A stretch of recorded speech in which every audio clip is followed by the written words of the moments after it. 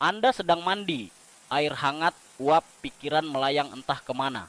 Anda tidak sedang berusaha memecahkan masalah pelik di pekerjaan. Tiba-tiba, bam!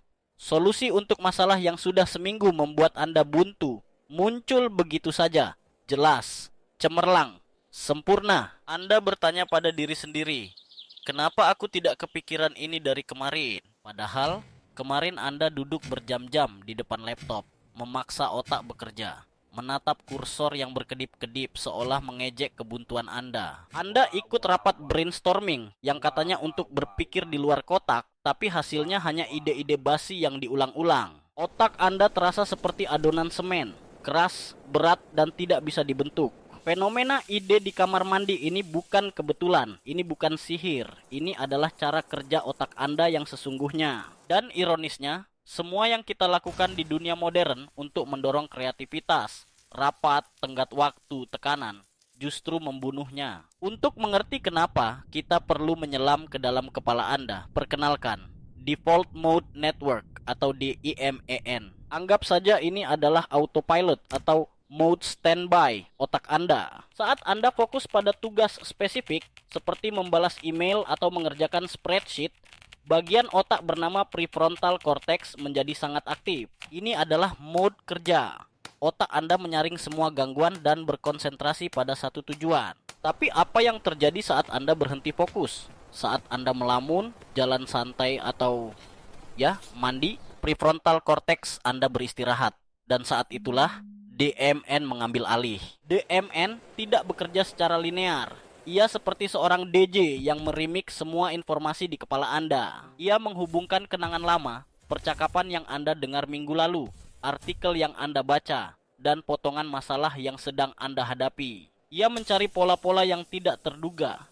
Ia membuat koneksi-koneksi acak yang tidak akan pernah Anda buat saat sedang fokus. Saat Anda memaksakan diri untuk kreatif, Anda menggunakan pikiran yang terarah dan logis, seperti mencoba membuka kunci dengan palu. Tapi saat Anda rileks dan sendirian, DMN bekerja di latar belakang. Ia mencoba ribuan kombinasi kunci yang berbeda sampai menemukan yang pas. Dan klik, itulah momen eureka Anda. Faktor kedua adalah beban kognitif atau cognitive load. Otak Anda punya kapasitas terbatas. Saat Anda berada di kantor, otak Anda sibuk memproses banyak hal. Email yang masuk, suara kolega, pertanyaan dari atasan, bahkan suhu ruangan. Semua ini menghabiskan energi mental, menyisakan sedikit sekali ruang untuk berpikir mendalam dan kreatif.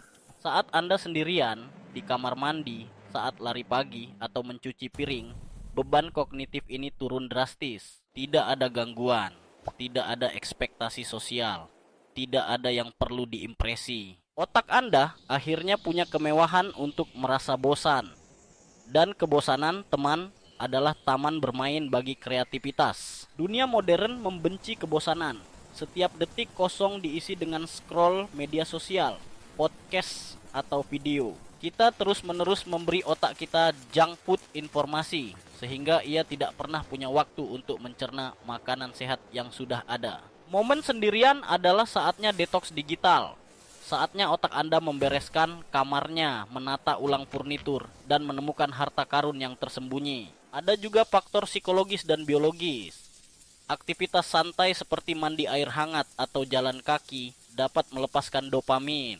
Dopamin adalah neurotransmitter yang tidak hanya membuat Anda merasa senang, tapi juga meningkatkan fleksibilitas pikiran dan kemauan untuk mengeksplorasi ide-ide baru. Jadi, saat Anda rileks, Anda secara harfiah berada dalam kondisi pikiran yang lebih baik untuk menjadi kreatif. Lihatlah sejarah. Archimedes menemukan prinsip daya apung saat berendam di bak mandi, lalu berlari telanjang sambil berteriak, "Eureka!" Nikola Tesla sering mendapatkan ilham saat berjalan-jalan sendirian di taman. Mereka tidak sedang memaksakan ide di ruang rapat yang pengap. Mereka membiarkan ide datang kepada mereka. Oke, jadi kita tahu kenapa ini terjadi. Pertanyaannya sekarang, bagaimana kita bisa memanfaatkannya secara sengaja? Karena kita tidak bisa selamanya menunggu ilham datang saat mandi. Terkadang kita butuh ide sekarang juga. Ada proses 4 tahap yang bisa Anda terapkan, yang dipopulerkan oleh psikolog Graham Wallace. Tahap 1, Persiapan, ini adalah bagian yang membosankan tapi krusial. Anda harus memberi makan otak Anda. Pelajari masalahnya dari semua sudut. Kumpulkan data. Baca semua yang Anda bisa. Wawancarai orang. Benamkan diri Anda sepenuhnya dalam masalah tersebut. Di tahap ini, Anda sedang menggunakan mode fokus. Anda mengumpulkan semua bahan mentah yang nantinya akan diremix oleh DMN. Tahap 2, inkubasi. Ini bagian yang paling sulit bagi orang modern. Anda harus melepaskannya. Berhentilah memikirkan masalah itu secara sadar. Alihkan perhatian Anda ke sesuatu yang sama sekali berbeda dan tidak menuntut mental. Jalan-jalan di alam, lakukan pekerjaan rumah tangga, dengarkan musik instrumental, lakukan apa saja yang membuat pikiran Anda mengembara. Ini adalah saat Anda memberikan DMN ruang dan waktu untuk bekerja. Anda membiarkan adonan mengembang. Penting, jangan mengganti fokus kerja dengan fokus hiburan. Scroll TikTok bukanlah inkubasi.